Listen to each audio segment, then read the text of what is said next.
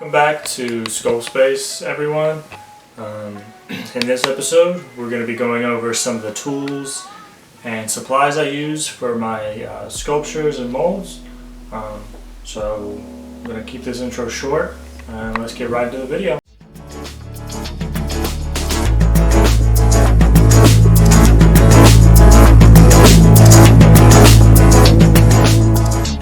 Alright, so first I'm going to go over some of the tools that I use, mainly. Obviously I don't know the names of all these, but I'm just going to show you what they do. Obviously I can't go over every one of these tools because it'll just take forever, and I don't really know what most of them do, which is fine. Most of these come in packs, so some of them I don't even use. But I'm going to go over the ones that I found are most important. So to start out with, we'll go with these little guys right here. Got a bunch of them. They just have a bunch of different sized metal balls on them. These are really good for creating the shape of the eye socket. So you just press it in, you get nice even circles for the eyes. And they come in different shapes, not different shapes, but different sizes. So you get the perfect eye that you want, or eye socket you want, and you just go from there. So yeah, these are very useful to make them even without having to sculpt around, do all that unnecessary stuff. So those are really useful. Next up, we got these little guys right here. This one and this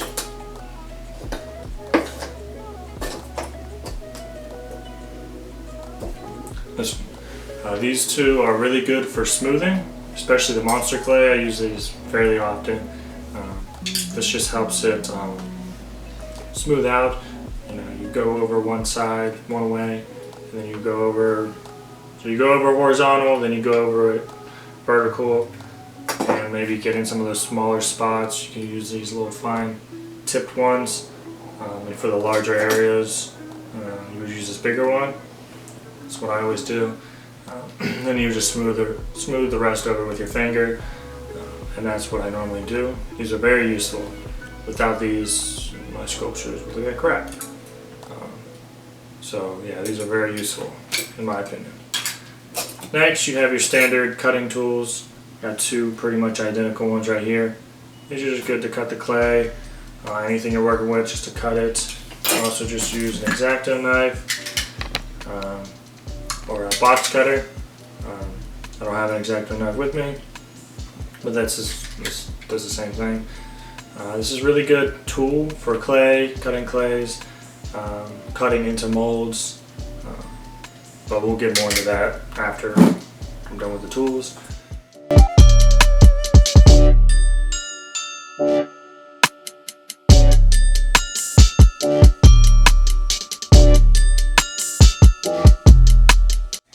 Alright, so the next tools we're going to go over are basically like subtracting tools.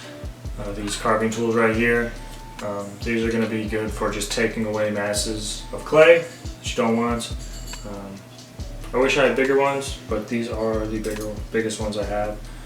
This is good for precise, corners. It's good for overall scooping, and this is good for bigger areas. So yeah, these are super useful because it'll just help you just scoop everything out. So definitely a pair of those. And now I'm going to go over to these ones right here. These are all pretty much, they can all be lumped into the same thing. But these are like dentist tools that I got off of Amazon. They're super nice. But they're like the teeth, to clean your teeth. These little things right here with the lines. These skinnier ones, they help clean your teeth again. So these are all really good for line work. If you want to get a precise line, you can use these ones. So yeah, you can just use these ones, or I had another one stuff. So you can use this one or this one right here. These are both really good for line work. And the rest are just good for smoothing out. Maybe like a smaller, like a Sculpty original project, you could use this little spoon tool right here. It will help smooth your, or help blend your pieces of clay together. And the rest, I mean, I know there's use for them. I've used mostly all of them, but some of them aren't. Like this one, I don't know what that is. And some of these, like this, is just got a good flattening tool, or just to make a line. And just a bunch of good blending tools, and you can get a pretty straight line with this tool as well. Yeah, like I said, these are good quality. They're not going to break on you. I mean, they're very sturdy. So these are really good options. I think they're like $12 on Amazon for a 12 pack. So I'd recommend picking up a pack of those. And the rest are just duplicates, a bunch of smoothing tools, and these ballpoint ones. So yeah, we're good on the sculpting tools. I'm going to go over now the supplies and stuff I use for the rest of my sculptures. My tempo, yeah, blowing up, C4. I just hit the Mike Jackson on my tiptoes. Oh yeah. Okay, so some other tools that I would recommend are some really nice paintbrushes.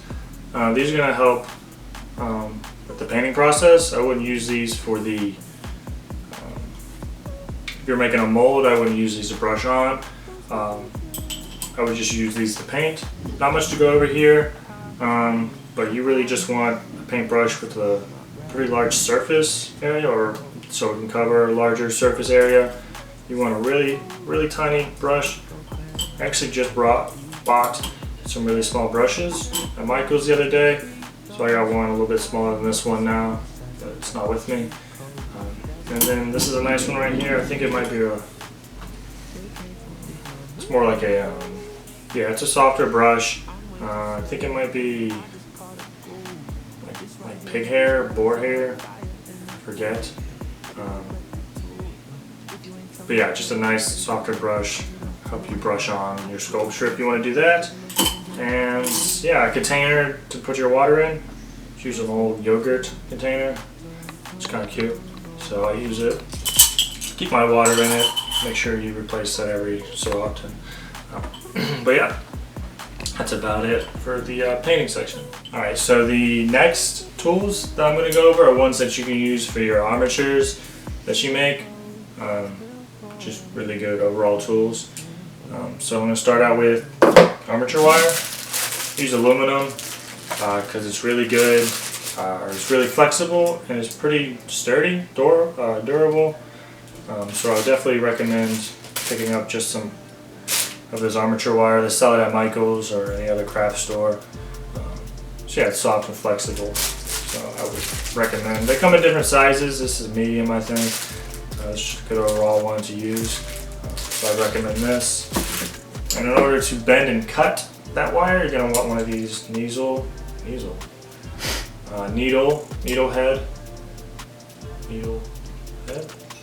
neck, something needle pliers.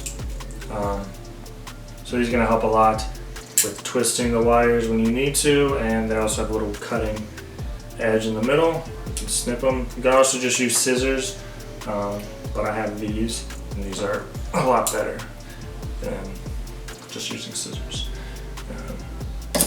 And next, a box cutter, I would say, is a very helpful tool for cutting molds. Like I said, you can cut the clay with it.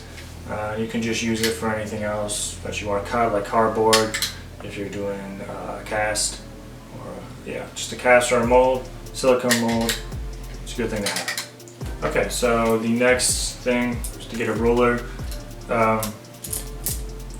Obviously, it just helps you measure how tall you want your sculpture to be, or how tall or wide you want it to be.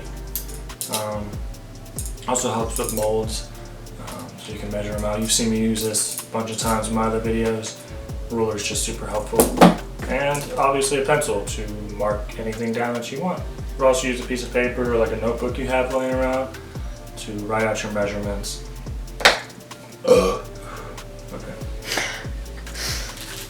Next up, I would recommend getting some gloves.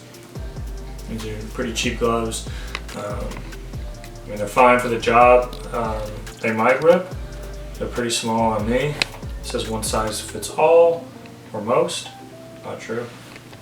So these are fine for just doing small things like casting and stuff, but if you want to sculpt, I would get better gloves. Bigger gloves or some heavy duty ones, like chemical spill ones. Those are the ones I use for the epoxy stuff. So if you want to get into that, I would recommend stronger, bigger gloves. And next, we're going to go over sanding. So I have two ways of sanding. I use a grittier piece of sandpaper, just hand sand, where I want, blemishes or whatnot, sharp bits out. I use an 80 grip course. It's really good for removing small things like that. Then I go over that with a way nicer, less coarse, definitely. It's firmer, finer, sort of sandpaper, and it comes with this little thing right here, this little hand. And you can just rechange these with some Velcro, and that'll help you a lot with your sanding. So yeah, this will be good for making everything smooth and not as gritty after you've done that. So those are just good things to have over there, and obviously some cups. Here. A nice measuring cup, disposable, with a popsicle stick. Just help you mix all your things together. You don't need this for if you're using Sculpt or epoxy, but if you're using the silicone and other things, I would recommend getting one of these. And yeah.